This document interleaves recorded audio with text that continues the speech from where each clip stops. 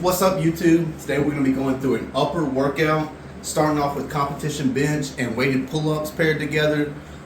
Before we get into any of that though, I do a little bit of mobility work for my shoulders just to get them nice and warmed up, ready to hit the session. Start out with some band pull-aparts and some shoulder dislocations. Just keeping it nice and easy. Like I said, just trying to get some blood to the muscles, get everything ready to go after a full day's work. You don't want to come in here and make any creaky joints any creakier than they already are. So it's a good idea to, even if you don't have nagging issues, hit that mobility work. It'll pay off in the long run. You won't be well into your lifting career and I'm like, oh man, my knees hurt, my shoulders hurt, everything hurts. Nip it in the bud before all that starts. After I do my band pull aparts, shoulder dislocations, generally like to start with some easy body weight pull-ups. So just really focusing on getting my chest to the bar, getting full activation of the back. Like I said, just a few of them to kind of get primed for the movement. Then we'll go into some bench press warm-ups. One of the things I like to focus on with doing bench press is every warm-up is practice. Don't go in and just start throwing around the bar haphazardly. You want to make every rep look the same. Treat 45 pounds as if it is your competition lift. Treat that as a 1 rep max or whatever. Don't just go in and start slinging weight around trying to get warmed up.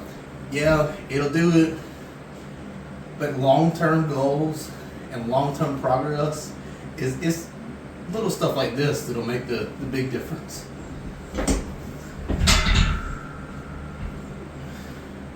For me, on bench press, I go slightly outside of shoulder width. Nothing crazy, kind of a tight bencher.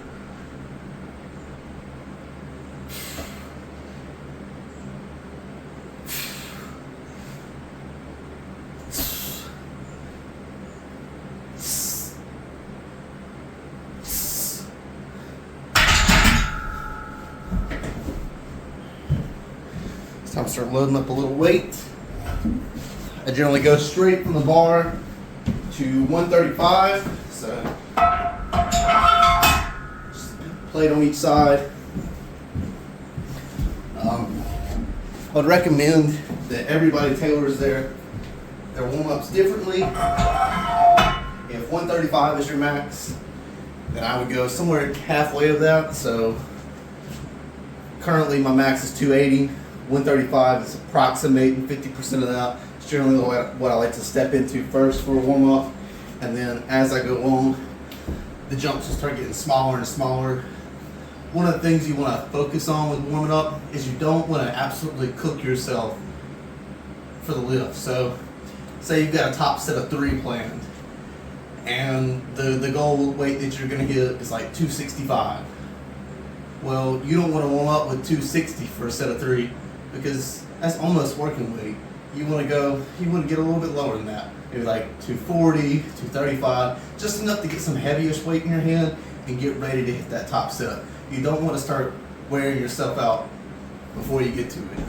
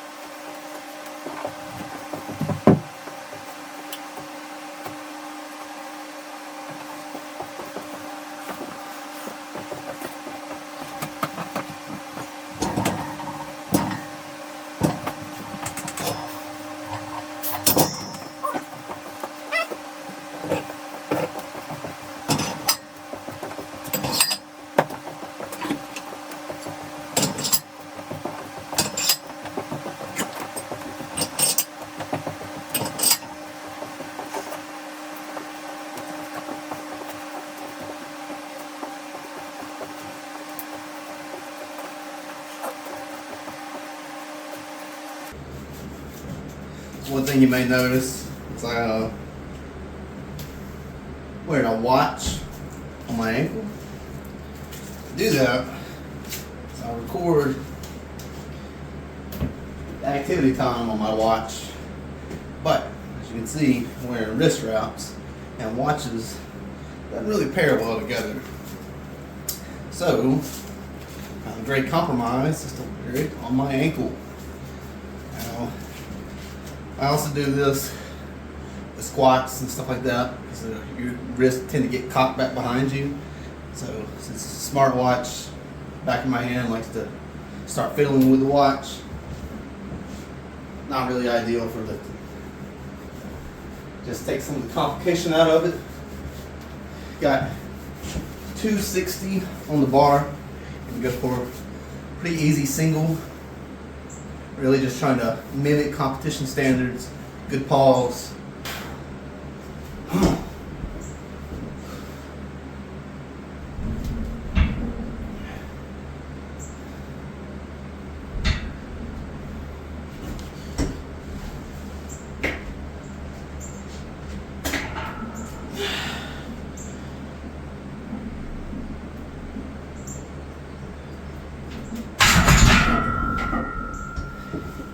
Easy peasy.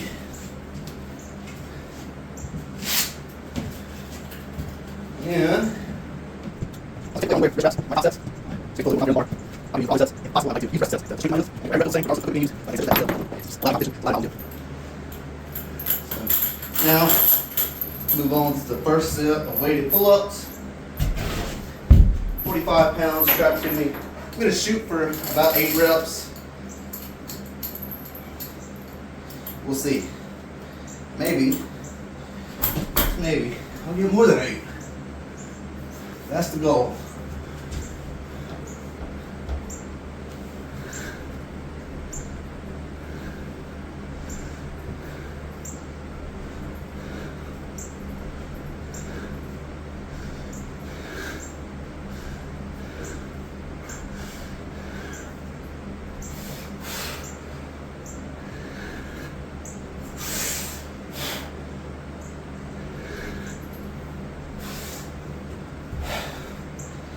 Reps.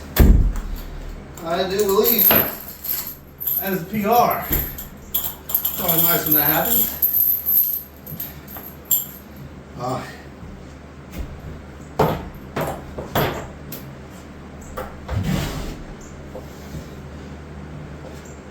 So one of the things I've talked a lot about in my past 2 videos is the difference between me using RPE and or RIR. So RPE I generally only use for strength movements. Not to say that I'm not trying to achieve strength in every movement, but with powerlifting specifically, I try to use that to gauge my exertion levels, and from that I can extrapolate on what my fatigue looks like in any given week or any specific day. With my more hypertrophy, like bodybuilding movements, weighted pull-ups for example, like I said, I am shooting for strength, but I'm also shooting to grow a bigger back. And training to failure is one of the keys to getting bigger. And so there, I would say that was technical failure. I could have scrounged out one more, probably would have been super ugly. So 10 with 45 on me, it's the max. From there, I'm going to start going down to back off sets. What I like to do with these is generally I'll take a percentage of whatever my top set was. So 260, I'll take 80% of that, and I'm looking to work with 4 sets of 5 on bench. I have to do a little bit of math quickly to see what that is. If I had to guess though, that's going to ballpark me around 205, 210. To be conservative, I'll say 205.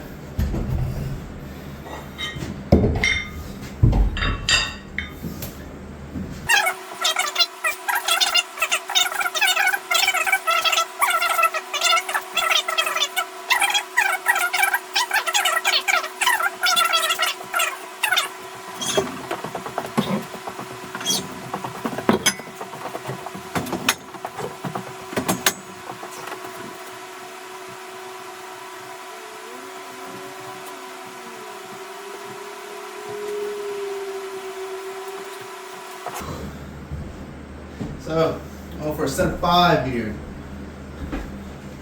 Should be 4 sets of 5 for my back off sets. So just trying to drive volume, reinforce technique. Being said, it should look nice and clean. Reinforce crappy technique.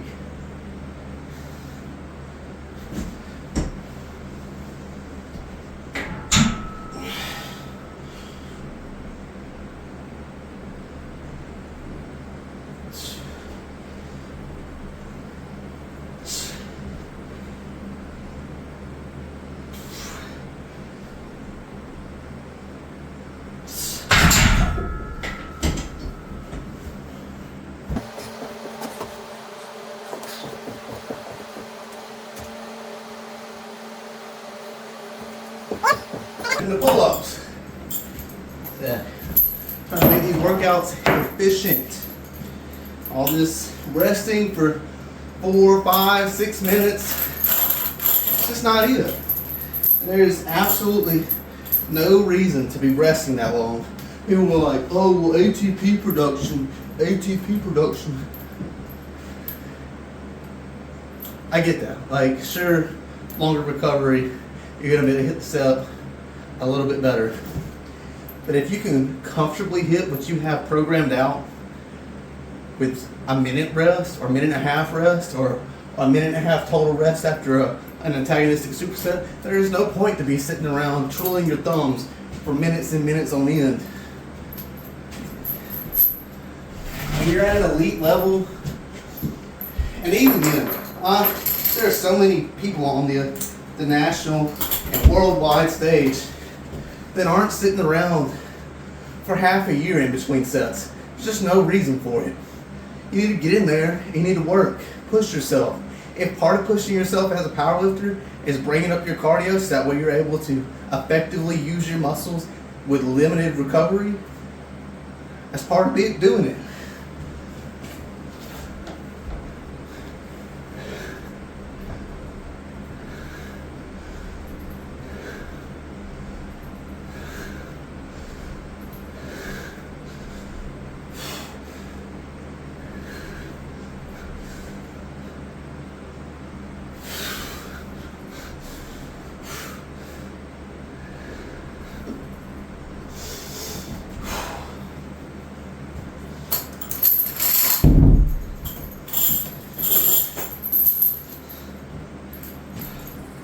Oh man, short rest times are for bodybuilders.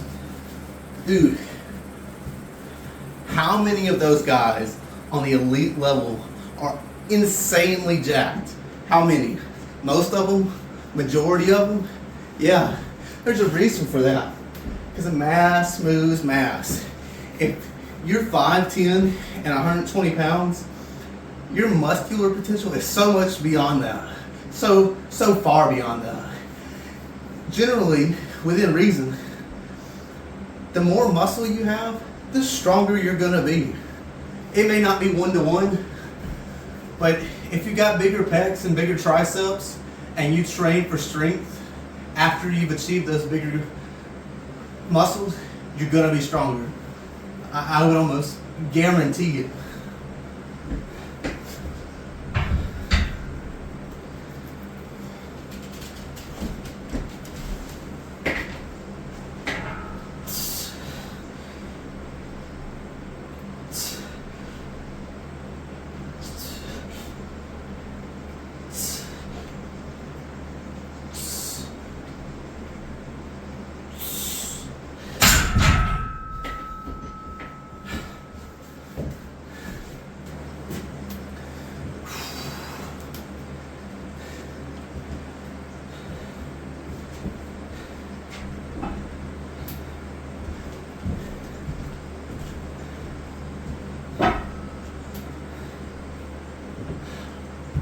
You know, a lot of people talk about the motivation.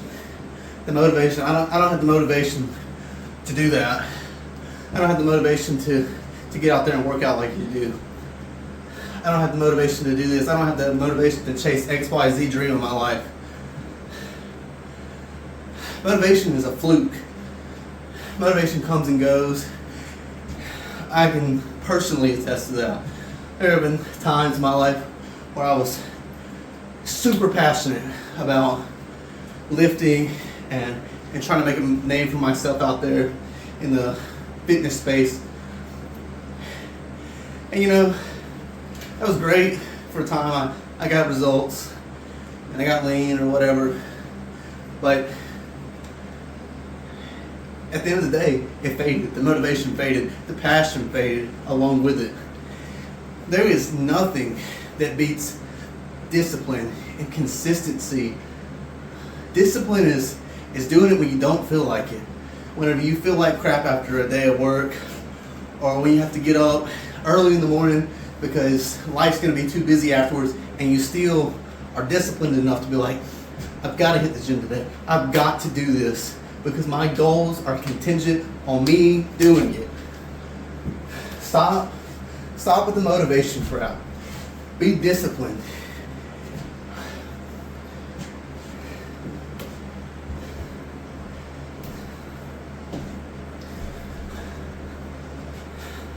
Feeling a little preachy today, if you couldn't tell.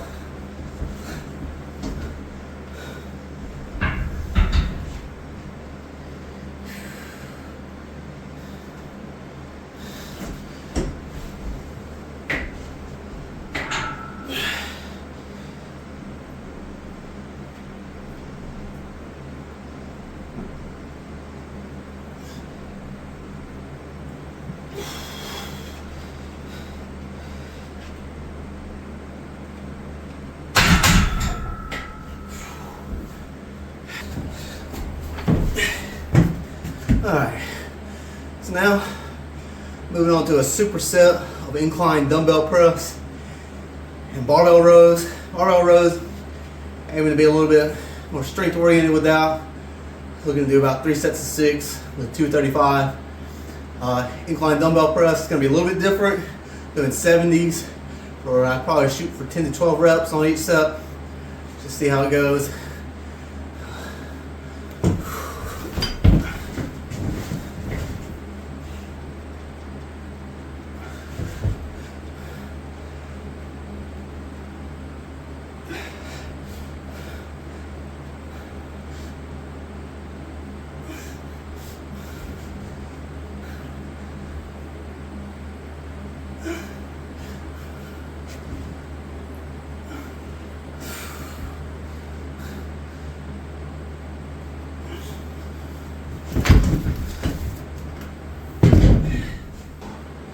With these, I do cheat just a tad bit to get the weight up. I would personally say it's pretty in control. I'm not trying to greatly cheat on it, really throw myself off or throw myself around, trying to get the weight up. For the most part, it is nice and strict.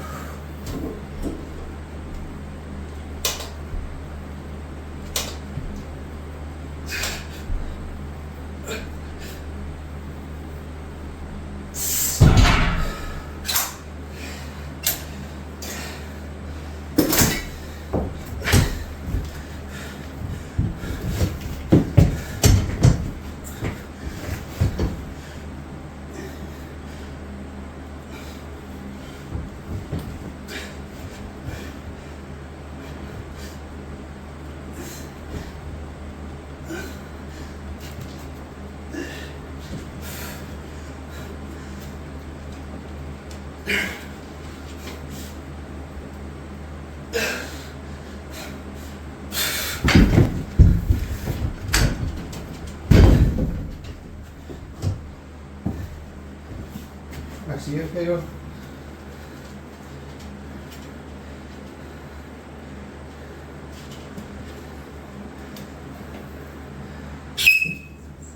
I'm sorry.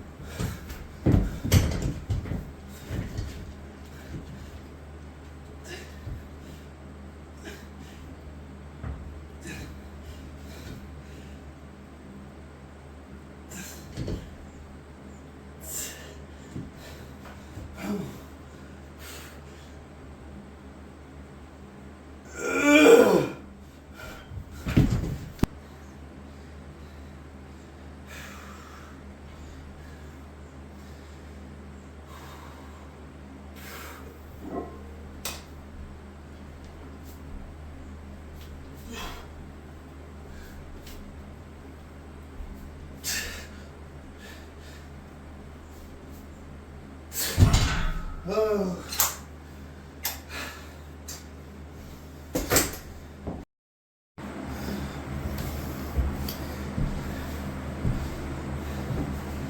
Alright, so moving on from compound work, we'll be working in some isolation.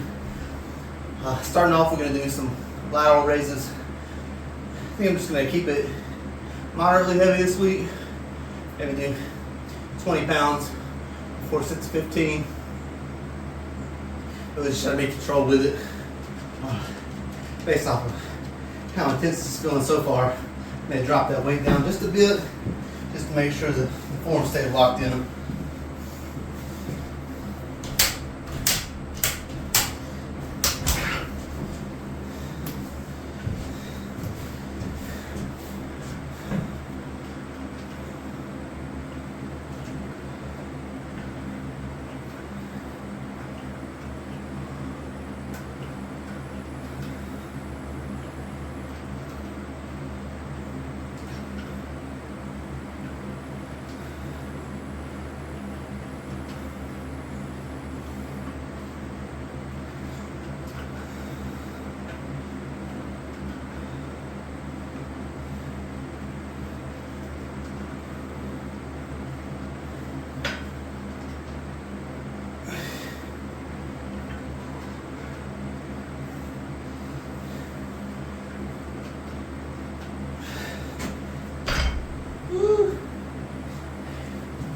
Yeah, definitely gonna be dropping the weight down.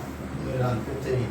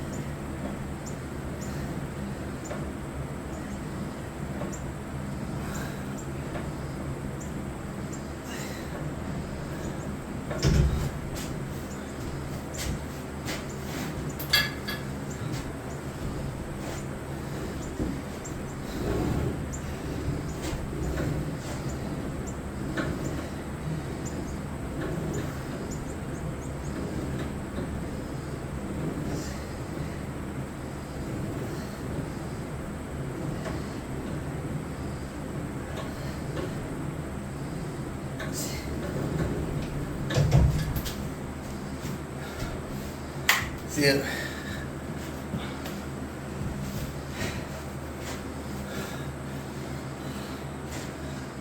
Little post lift pump.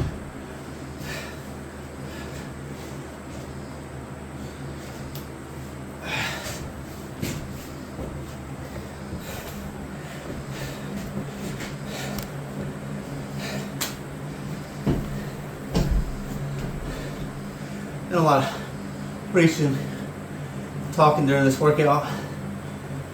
My fact remains, if there's anything you want in life, you have to work for it. Doesn't matter who's against you or who hates on it. Forget what everybody else says. Go after what you want.